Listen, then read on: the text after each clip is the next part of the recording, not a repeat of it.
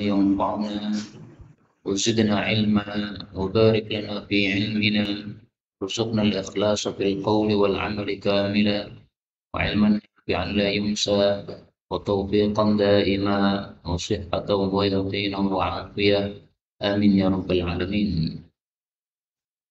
Alhamdulillah kaum muslimin rahimahumullah. Kita lanjutkan pengajian Diktat Salat yang ditulis oleh Al-Ustaz Mudzakir Hafizullah dengan nama pena Al-Ustaz Abdul Rahman Siddiq Hafizullah Ta'ala. Dan kita sudah sampai halaman berapa kemarin? 32.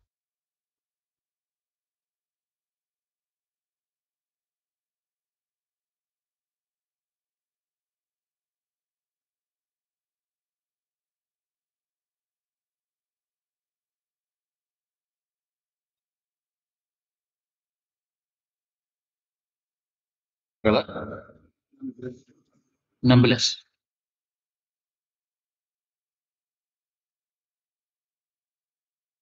19 atau 16? Catatan saya halaman 32, berarti nomor 19.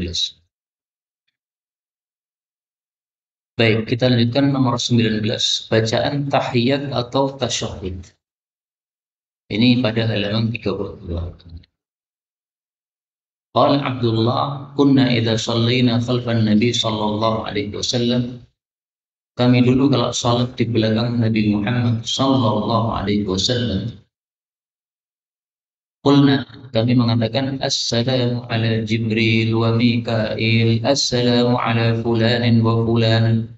Semoga keselamatan untuk Jibril dan Mikail, semoga keselamatan untuk fulan dan fulan, disebutkan nama-nama orang yang didoakan. Faltafata ilaina Rasulullah sallallahu alaihi wasallam. Agar Nabi menoleh kepada kami. Faqala, maka beliau mengatakan innallaha huwassalam. Allah itulah Maha Pemberi keselamatan. Fa idza shalla ahadukum, kalau seseorang salat falyaqul, maka adalah mengucapkan at-tahiyyatu lillah was-salawatu wat-thayyibat. Assalamu alayka ayyuhan nabiyyu wa rahmatullahi wa barakatuh. Assalamu alayna wa ala ibadillahis shalihin. Artinya, at-tahiyyat segala penghormatan lillah, hanya milik Allah. Wassalawat segala salawat, wat-thayyibat dan segala kebaikan juga hanya milik Allah. Semoga keselamatan atas engkau wahai Nabi, yaitu Nabi Muhammad sallallahu alaihi wasallam, dan juga rahmat Allah dan juga berkahnya. Semoga keselamatan atas kami dan juga hamba-hamba Allah yang saleh. Nah, kemudian beliau menjelaskan fadilah doa ini. Beliau mengatakan, fa innakum, sesungguhnya kalian idza qultumuha, kalau kalian mengucapkannya, asabat kullu 'abdin lillah. Doa itu mengenai semua hambanya Allah, salihin, yang hamba itu saleh, fis sama wal ardh, baik di langit dan bumi. Berarti termasuk para malaikat-malaikat. Nah, kemudian beliau melanjutkan bacaannya. Asyhadu an la ilaha illallah wa asyhadu anna Muhammadan abduhu wa rasuluh. Hadis ini menunjukkan bahwa bacaan tasyahud isinya 3. Ya. Yang pertama, bacaan tahiyat, at-tahiyyatu lillah. Makanya disebut bacaan tahiyat. Yang kedua, membaca salam kepada Nabi Muhammad sallallahu alaihi wasallam. Assalamu alayka ayyuhan nabi wa rahmatullahi wa barakatuh. Yang ketiga, membaca syahadat, asyhadu an la ilaha illallah, dan seterusnya. Dalam hadis ini tidak disebutkan selawat kepada Nabi Muhammad sallallahu alaihi wasallam. Maka pada tahiyat awal, kalau kita membaca sampai tasyahud saja, tahiyat, salam, tasyahud, itu sudah cukup. Terutama kalau kita misalnya tergesa-gesa, misalnya sudah qomat, atau bukan sudah qomat. Contohnya, misalnya kita mau safar, nah, tahiyat awalnya kita mau percepat, nah, pakai hadis ini, pakai syahadat saja, sampai syahadat saja. Salawatnya tidak usah dibaca langsung, Allahu Akbar berdiri, tidak ada masalah. Bahkan mayoritas ulama salaf itu kalau sholat yang isinya 2 tahiyat, itu tahiyat awalnya mereka lebih banyak yang berhenti sampai syahadat. Wa asyhadu anna Muhammadan abduhu wa rasuluh, kemudian Allahu Akbar bangkit. Kenapa? Karena Rasulullah ketika duduk tasyahud awal disebutkan dalam hadis yang lain seperti berada di atas batu yang panas, alias duduknya hanya sebentar. Nah, kalau kita tambahi salawat kan jadi lebih panjang. Tapi bagi yang berpendapat ditambahi salawat juga boleh, karena ada hadis yang berikutnya tentang para sahabat bertanya kepada Nabi SAW bagaimana baca salawat. Nah, itu pada hadis yang ke-20. Sehingga yang berhenti sampai syahadat dalilnya hadis pertama ini, yang melanjutkan dengan salawat dalilnya hadis yang kedua nanti. Mazhab Syafi'i sendiri, pendapat lama dengan pendapat baru berbeda. Pendapat lama mazhab Syafi'i menggunakan hadis pertama, jadi berhenti sampai syahadatain kemudian bangkit. Pendapat yang baru dari mazhab Syafi'i menggunakan hadis yang kedua, yaitu dilanjutkan dengan sholawat. Nah, maka bebas mau kita lanjutkan sholawat atau tidak, semuanya benar, semuanya ada dasarnya. Kemudian dari hadis ini kita ambil beberapa faedah. Faedah yang pertama, dulu para sahabat ketika sholat pada waktu duduk tasyahud, mereka tidak membaca at-tahiyat, tapi mereka membaca ini: Assalamu ala Allah, Assalamu ala Jibril, Assalamu ala Mikail. Ini hadisnya diringkas ya. Sebenarnya kalau lengkap itu ada Assalamu ala Allah. Semoga keselamatan untuk Allah Subhanahu wa Ta'ala. Makanya Nabi menegur, Innallaha huwassalam. Sumber keselamatan itu Allah, yang memberi keselamatan Allah. Sehingga tidak perlu kita mengatakan semoga Allah selamat. Nggak perlu, yang memberi keselamatan adalah Allah. Malah kamu doakan semoga Allah selamat. Nggak perlu. Maka ditegur oleh Nabi karena itu ya. Setelah ditegur oleh Nabi, kemudian Nabi memberitahu bagaimana seharusnya seseorang membaca pada duduk tasyahud, yaitu membaca ini at-tahiyatu lillah. Kemudian faedah yang kedua, dalam hadis ini bacaan tahiyat cuma berisi 3, at-tahiyatu was-salawatu wat-thayyibatu. Sementara Imam Syafi'i memilih tahiyat yang isinya 4, at-tahiyatul mubarakatus salawatut thayyibat. Kenapa Imam Syafi'i memilih yang 4 isinya? Karena menurut beliau semakin lengkap kalimatnya semakin utama. Engkau membaca 3, saya membaca 4. Nah, lebih utama saya membaca lebih banyak. Itu pemikiran Imam Syafi'i rahimahullah. Dan itu hadisnya sahih, diriwayatkan oleh Imam Muslim. At-tahiyatul mubarakatus salawatut thayyibatu lillah. Sementara itu Imam Bukhari memilih wirid ini. At-tahiyatu lillah wassalawatu wattayyibat. Dan ini juga pilihan mayoritas ulama, jumhur mayoritas ulama. Kenapa mayoritas ulama pilih ini? Karena hadisnya lebih sahih. Jadi para ulama itu cara berpikirnya berbeda-beda. Kalau Imam Syafi'i pilih mengambil yang lebih banyak sehingga pahalanya lebih banyak. Kalau Imam Bukhari, demikian juga dalam hal ini mayoritas para ulama, memilih yang lebih sahih sehingga itulah yang dilazimi untuk diamalkan. Nah, kita menggabungkan 2 pendapat ini boleh. Kadang kita mengikuti salawatnya Imam Syafi'i sesuai hadis yang sahih tadi. Demikian juga kita mengikuti salawatnya mayoritas ulama berdasarkan hadis yang lebih sahih ini, tidak ada masalah. Bahkan tahiyat awal dan tahiyat akhir kita bedakan, tidak apa-apa. Misalnya tahiyat awal at-tahiyatu lillah wassalawatu wattayyibat. Nanti tahiyat akhir at-tahiyatul mubarakatus salawatut thayyibatu lillah, boleh. Kemudian faedah berikutnya, salam kepada Nabi, assalamu alayka ayyuhan nabi. Ini para sahabat menggantinya setelah beliau wafat, diganti assalamu ala nabiyyi. Jadi K-nya ini dihapus, ayyuhanya juga dihapus. Maka menjadi assalamu ala nabiyyi. Nah, ini yu kan menjadi yi. Tapi ini bebas. Kita mengganti sebagaimana para sahabat mengganti boleh. Kita tidak mengganti, kita tetap assalamu alaika ayyuhan nabi juga boleh karena itulah yang diajarkan oleh Nabi. Adapun kita mengganti ya boleh karena para sahabat melakukannya dan itu semacam sepakat para sahabat. Ini Nabi sudah wafat, udah bukan alaika lagi, tapi alan Nabi yang nggak ada masalah. Untuk isinya juga salawat kepada Nabi Muhammad SAW. Kita baca penjelasan beliau. Yang pertama, hadis itu juga diriwayatkan oleh Muslim dan lainnya. Ada beberapa macam bacaan tahiyat atau tasyahud yang sedikit berbeda dengan riwayat di atas. Kadang-kadang memang ada yang sah riwayatnya, sah itu maksudnya sahih. Tetapi memang ada juga yang keliru mengutipnya. Nah, maka kalau mempelajari bacaan salat, hati-hati. Jangan dari koran atau dari komik atau majalah-majalah karena bisa jadi ngutipnya salah. Langsung aja ke sumber aslinya. Kalau bisa membaca kitab Sahih Bukhari, pelajari Sahih Bukhari. Bisa Sahih Muslim, Sahih Muslim. Abu Dawud, Tirmidzi, Nasai. Kitab-kitab hadis yang terkenal itu. Kalau tidak bisa, karena kita bukan tulabul ilm, tapi hanya kaum muslimin awam, ya nggak ada masalah kita mengambil kitab-kitab hadis yang kecil kayak Riyadhus Shalihin, Bulughul Maram, ya. Tapi memang lebih bagus ya kitab-kitab yang sumber. Maka beliau mengatakan karenanya harap berhati-hati dalam memilih bacaannya. Yang ketiga, zahir hadis ini menunjukkan bahwa bacaan ini juga dibaca dengan terang, yaitu suara jelas. Tapi hanya zahirnya hadis, jangan diamalkan.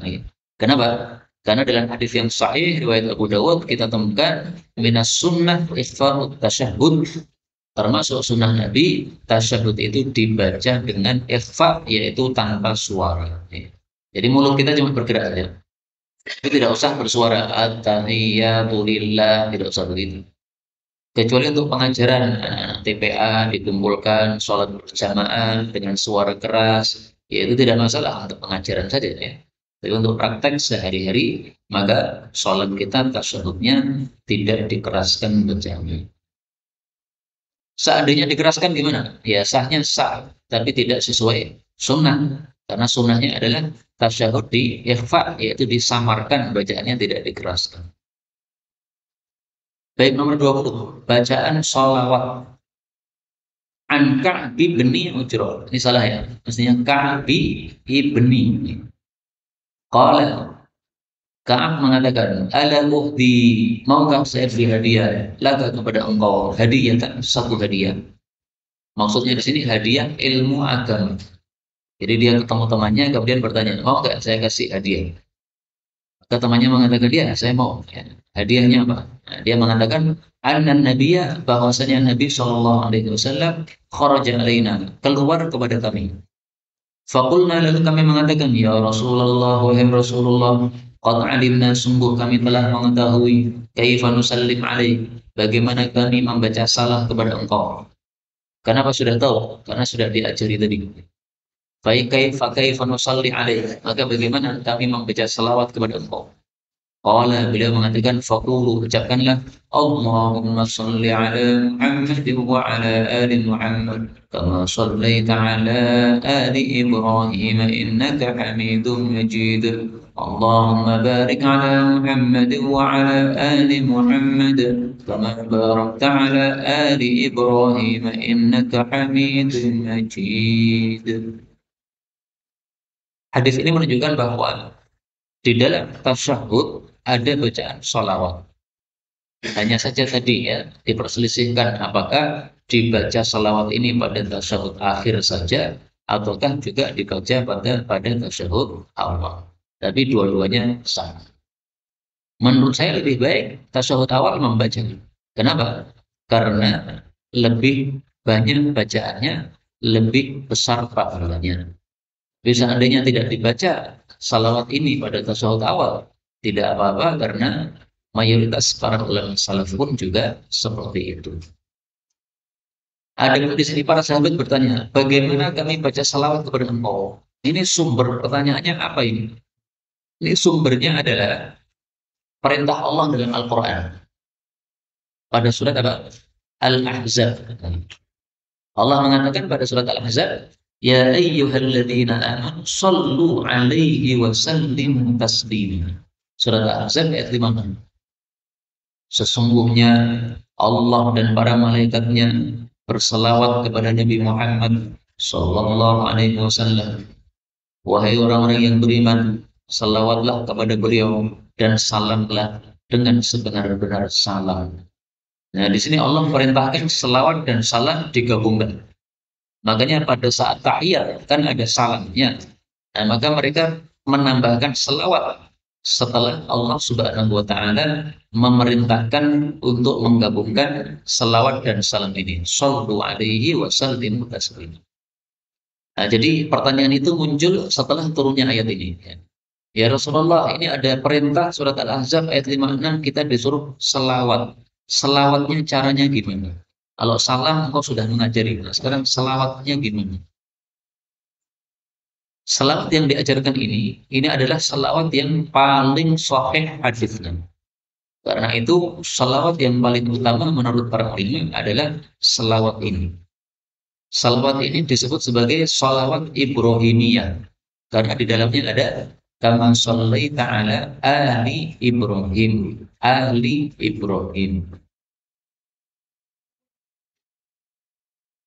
Kemudian hadis ini menunjukkan juga bahwa di dalam salawat kepada Nabi Muhammad Sallallahu Alaihi Wasallam pada saat sholat tidak usah ditambahi Sayyidina. Allahumma sholli ala Sayyidina Muhammad, tidak usah. Kenapa? Karena ini langsung dari Nabi untuk praktek sholat. Jadi kasusnya para sahabat tanya, kita kan disuruh salawat oleh Allah. Nah, caranya salawat di dalam sholat gimana? Jadi ini konteksnya konteks sholat.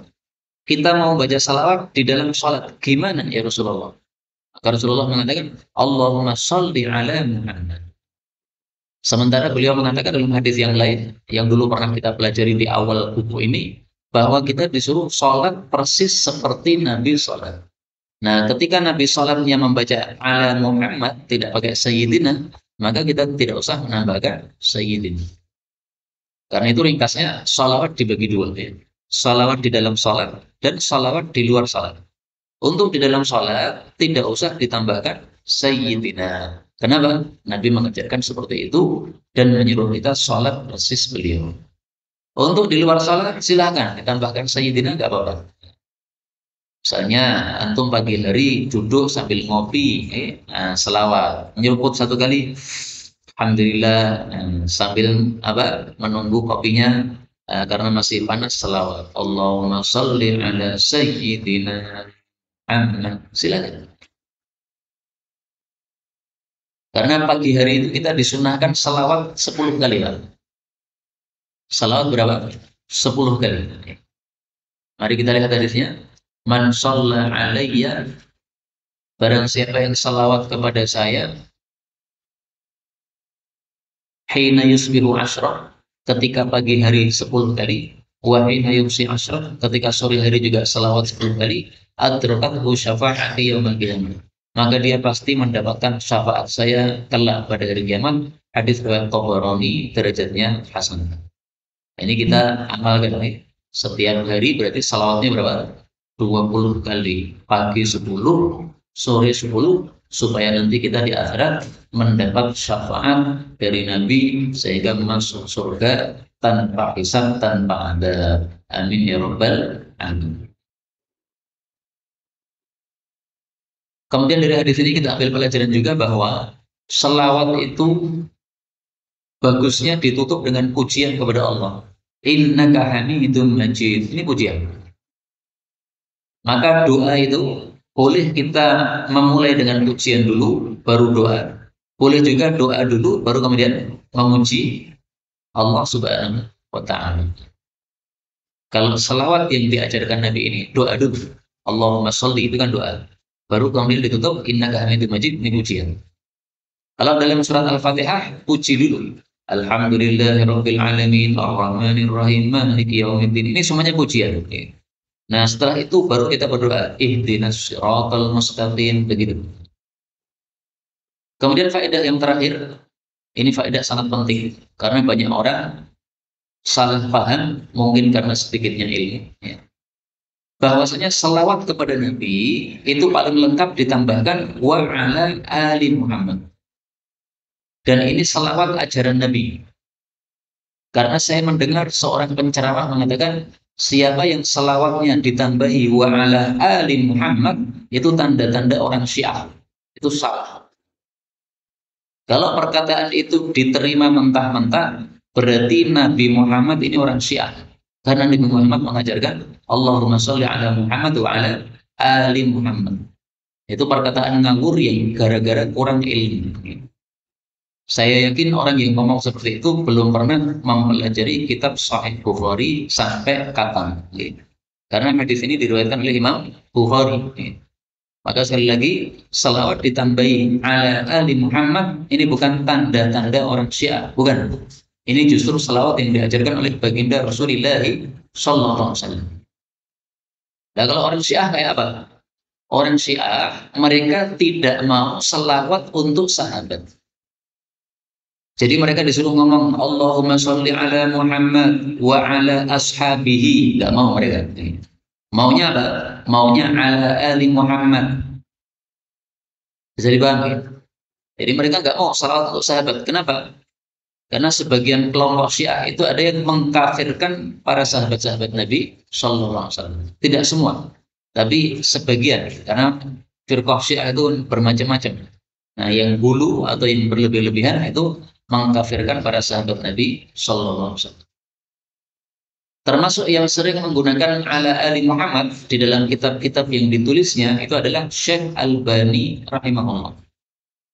Yang kenal Syekh Albani dan memiliki kitab-kitabnya, biasanya begitu.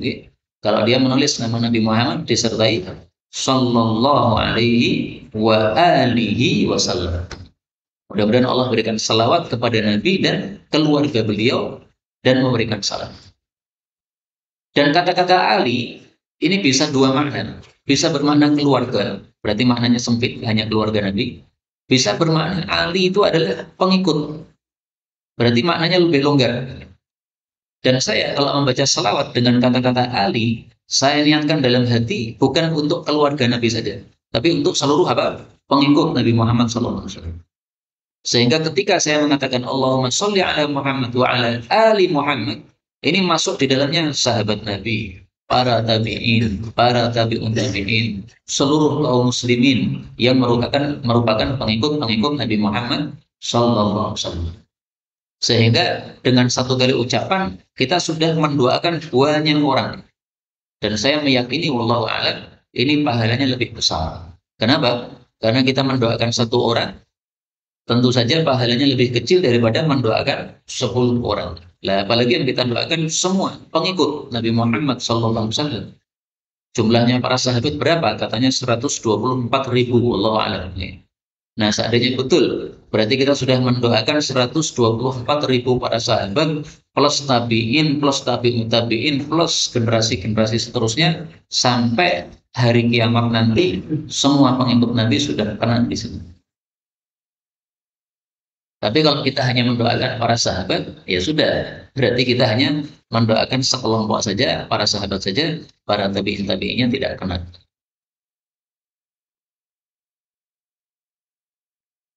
Kita baca keterangan beliau. Dalam lain matan atau riwayat, bacaan salawat itu ada perbedaan sedikit di sana sini, tetapi isinya tetap sama. Contohnya, wa ala azwajihi, mendoakan salawat untuk istri-istri Nabi. Allahumma sholli ala Muhammad wa ala azwajihi, dan untuk istri-istri Nabi, wa dzurriyyatihi, keturunan-keturunan Nabi. Nah, ini doanya lebih sempit ya, karena hanya istri sama keturunan. Sementara para sahabat tidak masuk di sini. Makanya saya lebih suka yang riwayat tadi. Karena kata-kata Ali Muhammad itu bisa bermakna seluruh pengikutnya Nabi Muhammad SAW. Yang kedua, sebaiknya kita amalkan sesuai dengan salah satu lafal yang memang nyata ada hadisnya, yaitu sesuai dengan bunyi hadisnya. Jadi maksud beliau nggak usah ditambah-tambah, nggak usah dikurang-kurangi. Tapi sesuai dengan lafalnya Nabi lebih bagus. Adanya para sahabat minta diajari membaca sholawat itu juga menunjukkan bahwa sholawat itu tidak dibaca dengan keras oleh Nabi Muhammad Sallallahu Alaihi Wasallam. Karena kalau Nabi membacanya dengan keras ya para sahabat nggak perlu tanya karena sudah mendengar. Tapi karena Nabi membacanya dengan sir, otomatis mereka tanya kepada beliau bagaimana cara sholawat. Dan dari sini kita ambil pelajaran untuk masalah ibadah itu jangan pakai nalar, tapi pakai dalil. Makanya ketika disuruh salawat, para sahabat tidak langsung melakukan, tapi tanya dulu. Soalnya bab salawat itu bab ibadah. Beda bab makan. Makan ini mau amal, nggak perlu tanya. Bismillah, makan gitu aja. Kalau perintah salawat, nah ini salawat ini masalah ibadah. Tanya dulu gimana tata caranya. Bab 21 tentang ta'awud dalam salat. Ta'awud yang dimaksud di sini bacaan minta perlindungan kepada Allah di akhir tahiyat ya. Setelah innaka hamidun majid selesai, nah kemudian ditutup dengan bacaan ta'awud minta perlindungan kepada Allah. Hadisnya adalah an Abi Hurairah radhiyallahu anhu qala Rasulullah sallallahu alaihi wasallam idza tasyahhada ahadukum kalau seseorang tasyahhud falyasta'id billah hendaklah berlindung kepada Allah min arba' dari 4 perkara. Yaqulu yaitu dia mengucapkan Allahumma inni a'udzubika min adzabi jahannam wa min adzabil qabr wa min fitnatil mahya wal mamat wa min syarri fitnatil masiihid dajjal. Ya Allah, sesungguhnya aku berlindung kepada Engkau dari 1. Siksa jahanam, 2. Siksa kubur, 3. Fitnah hidup dan mati, 4. Keburukan fitnah Masiihid Dajjal. Jadi disuruh berlindung dari 4. Kata-kata 4 ini bukan membatasi. Artinya boleh kita tambahi dengan doa-doa yang lain. Misalnya berlindung dari sesuatu yang haram, atau berlindung dari maksiat, atau berlindung dari dosa, berlindung dari utang, nah, boleh. Karena dalam hadis yang lain Rasulullah ternyata menambah doanya dengan doa berlindung dari dosa dan utang. Saya tampilkan hadisnya yang tidak ditampilkan oleh penulis buku ini. Nah ini. Karena yad'u fi shalat. Nabi berdoa dalam salatnya, Allahumma inni a'udzubika min adzabil qabr wa a'udzubika min fitnatil masiihid dajjal wa a'udzubika min fitnatil mahya wa fitnatil mamat. Kemudian ditambahkan oleh Nabi, Allahumma inni a'udzubika minal ma'tham wal maghrab. Nah ini enggak ada kan tadi? Ini tambahan. Ya Allah, sungguh aku berlindung kepada Engkau dari perbuatan dosa dan dari hutang. Maka ada seorang sahabat bertanya, ya Rasulullah, betapa seringnya Engkau itu berlindung dari hutang. Kenapa sih? Ada apa? Apa rahasianya hutang apa? Maka beliau mengatakan, sesungguhnya orang itu kalau berhutang, dia ngomong dusta, kemudian berjanji menyelisih. Padahal dusta itu termasuk dosa besar. Menyelisih janji termasuk dosa besar. Nah, jadi Nabi berlindung dari hutang bukan karena hutang itu haram, bukan. Tapi efeknya itu yang haram. Maka kalau orang hutang tapi tidak dusta dan tidak menyelisih janji, ya enggak dosa. Yang dosa adalah efek setelahnya itu. Kapan mau dilunasi? Pekan depan ya, pekan depan. Pasti, insya Allah pasti. Pekan depan Ratu Koblas. Kemudian HP-nya dimatikan biar nggak bisa dihubungi. Itu kan menyelisih kayak gitu. Alasannya katanya duitnya terpakai. Ya kalau alasannya duitnya terpakai, kalau sudah disepakati datang ya datang. Begitu datang nanti bilang mohon maaf kemarin sudah tak siapkan itu 100.000 untuk melunasi. Ternyata anak saya jatuh dari motor, berobat habis 100.000. Misalnya begitu, ya harus datang sudah berjanji. Nah itulah yang dikhawatirkan dengan Nabi. Maka kebiasaan kredit itu bukan ajaran Nabi Muhammad SAW. Kalau perlu silahkan beli, meskipun buta, memang sangat perlu. Tapi ketika tidak perlu, nggak usah kredit begitu. Kredit apa? Kulkas. Apakah kulkas itu sesuatu yang sangat perlu? Kan enggak. Mau ada kulkas mau tidak kita masih bisa hidup. Sehingga nggak perlu apa kredit-kredit begitu yang akan menyusahkan diri kita sendiri. Ya kecuali kalau kita punya duitnya silahkan nih. Tapi ketika tidak ada duitnya tidak usah apa menantang seperti itu. Baik, inilah maksudnya kata-kata arba ini tidak membatasi, boleh kita tambahi dengan doa-doa yang lain karena menjelang salam itu termasuk waktu di mana doanya mustajab. Perintah ini hendaklah berlindung dari empat ini. Ini perintahnya menurut mayoritas ulama perintah sunnah. Sehingga seandainya kita tahiyat akhir membacanya sampai innaka hamidum majid, kemudian assalamualaikum, itu juga sah. Menurut sebagian kecil ulama, ini perintahnya wajib, yaitu pendapatnya Imam Tawus. Dia mengatakan kepada anaknya, kamu tadi tasyahud akhir belum membaca doa ini, maka kamu ulangi sholat kamu. Menurut beliau, sholatnya belum sah, sehingga harus diulangi lagi. Ya ringkasnya, kalau waktunya longgar, kita baca saja doa. Tapi ketika waktunya sempit, misalnya sudah komat, ya sudah. Innaka hamidum majid. Assalamualaikum. Tidak apa-apa. Bahkan salam sekali boleh. Assalamualaikum. Udah, langsung bangkit berdiri. Tidak usah salam dua kali. Karena komatnya sudah dikumandangkan. Atau kita doa dengan doa yang lain, yang pendek. Innaka hamidum majid. Rabbi zidni ilma. Assalamualaikum. Boleh. Bebas. Doa apa bebas. Kita baca keterangan beliau. Satu, mohon perlindungan seperti di atas amat penting terbukti adanya perintah Nabi Sallallahu Alaihi Wasallam. Nah, kata-kata amat penting ini seolah-olah penulisnya mengatakan jangan ditinggalkan. Kalau saya tambahkan kecuali terpaksa. Maka kalau tidak terpaksa ya jangan ditinggalkan. Meskipun perintahnya perintah apa? Sunnah. Jangan meremehkan perintah sunnah karena penting. Yang kedua, ada juga dicontohkan bacaan-bacaan yang isinya berbeda atau ditambah dari riwayat tersebut dan hadisnya juga sahih. Tadi sudah saya tampilkan ya, doa dari utang. Bahkan pada prinsipnya diperbolehkan untuk mendoa dengan doa apa saja yang disenanginya. Hal ini berdasarkan sabda Nabi Shallallahu Alaihi Wasallam, "Thumma yatakhayyar minan doa ajabahu ilaih."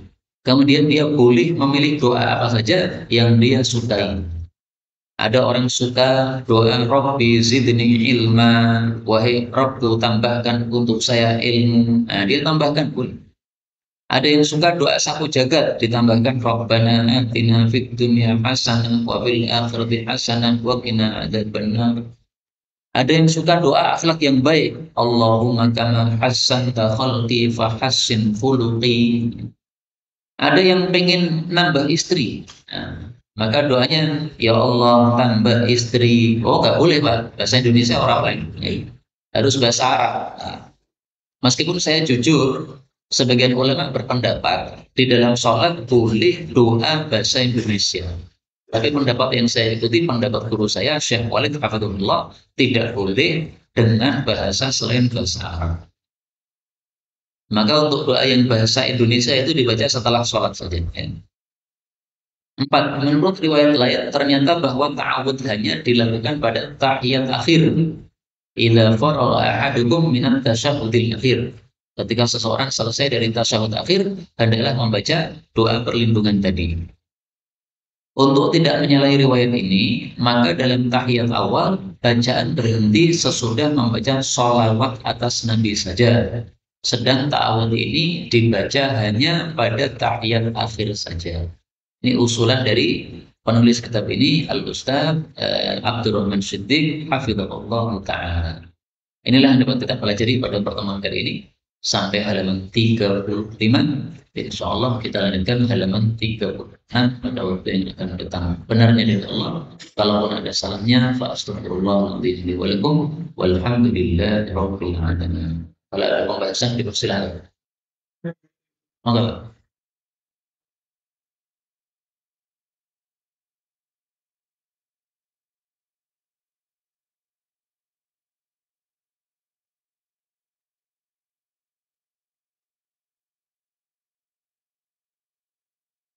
Oke. Rabbi shrah li sadri.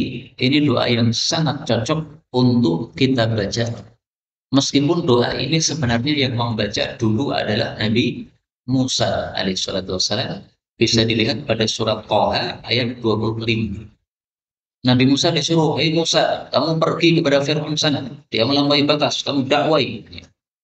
Nah, orang disuruh dakwah kepada Fir'aun yang dia kekuasaannya besar. Sementara dia tidak punya kekuasaan. Bahkan dia merasa telah berbuat dosa, yaitu apa? Membunuh salah satu dari warganya Fir'aun. Dijotos oleh Nabi Musa karena jotosannya sangat dahsyat, tidak sadarkan bahwa menyebabkan kematian. Nah, gara-gara melihat orang mati itu kaget Nabi Musa, loh ini kok mati saya jotos ini. Maka Nabi Musa lari, ya, menghindari Fir'aun. Nah, begitu lari malah mendapatkan wahyu, disuruh balik ke Mesir dakwah. Bahkan berat sekali, Pak. Aku wis bunuh orang, sudah lari, sekarang balik-balik nyuruh dia masuk Islam. Waduh, berat ini berat ya.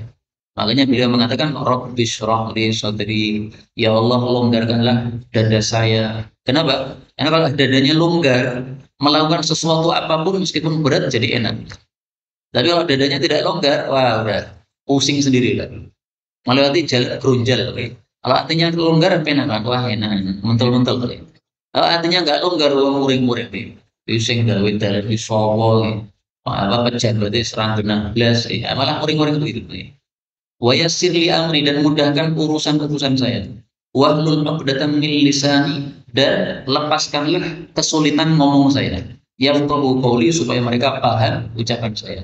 Nah, untuk ayat 27 ini, wahlul 'uqdatam min lisani, enggak usah dibaca. Karena yang cocok untuk kita yang dua ini ya. Rabbi shrah li sadri wa yassir li amri. Tapi kalau panjenengan mau ceramah silakan. Ya. Rabbi shrah li sadri wa yassir li amri wahlul 'uqdatam min lisani yafqahu qawli. Nah, sebagian penceramah kan ngomong doa ini kan. Nah, itu supaya dia ceramahnya lancar, tidak ada halangan dalam ucapannya. Dan Nabi Musa itu ucapannya agak tidak fasih, tidak lancar, gara-gara konon ketika kecil itu memakan api, ya, sehingga lidahnya jadi cacat, sehingga ngomongnya kadang-kadang susah. Demikian, ini doa dibaca dalam sholat boleh, pada saat sujud atau pada saat tahiyat akhir tadi boleh.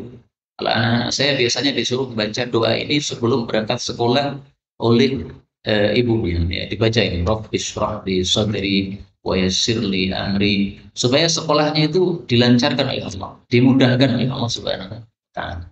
Dan tampaknya juga ada efeknya, tampaknya Allah a'lam. Nah, maka bagus ini anak-anak kita diajari doa ini setiap harinya membaca doa ini supaya urusannya dimudahkan oleh Allah Subhanahu wa taala. Ada yang mau cari jodoh, nah itu doa ini penting ini. Rabbi shrah li sadri wa yassir li amri. Sehingga nanti kalau melamar ditolak, Rabbi shrah li sadri, ya selonggar wis ora apa-apa ya. Boleh meneng gampang. Nah, sebagian orang itu kan pokoknya harus sama ini. Begitu keduluan orang lain wis ngambek wis ora gelem nikah meneng. Ya, menurut saya mikirnya terlalu cepat kayak gitu sih. Oh, wanita tuh banyak banget kok kudu karo kuwi ngopo. Cukup ini sudah jam 15.50. Subhanallah wa bihamdika, asyhadu an la ilaha illa anta, astaghfiruka